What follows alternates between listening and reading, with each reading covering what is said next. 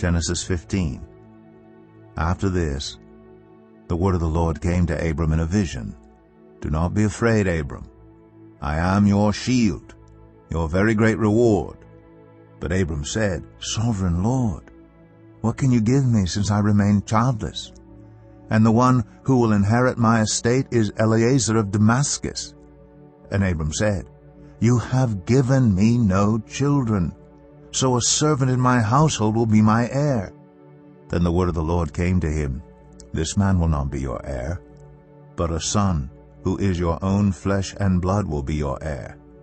He took him outside and said, Look up at the sky and count the stars, if indeed you can count them. Then he said to him, So shall your offspring be.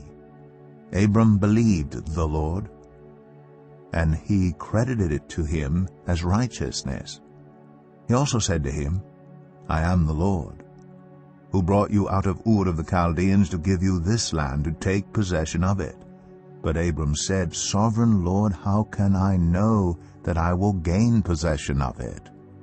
So the Lord said to him, Bring me a heifer, a goat, and a ram, each 3 years old, along with a dove and a young pigeon. Abram brought all these to him, cut them in two, and arranged the halves opposite each other. The birds, however, he did not cut in half. Then birds of prey came down on the carcasses, but Abram drove them away. As the sun was setting, Abram fell into a deep sleep, and a thick and dreadful darkness came over him. Then the Lord said to him, Know for certain that for 400 years your descendants will be strangers in a country not their own, and that they will be enslaved and mistreated there. But I will punish the nation they serve as slaves, and afterward they will come out with great possessions. You, however, will go to your ancestors in peace and be buried at a good old age. In the 4th generation your descendants will come back here, for the sin of the Amorites has not yet reached its full measure.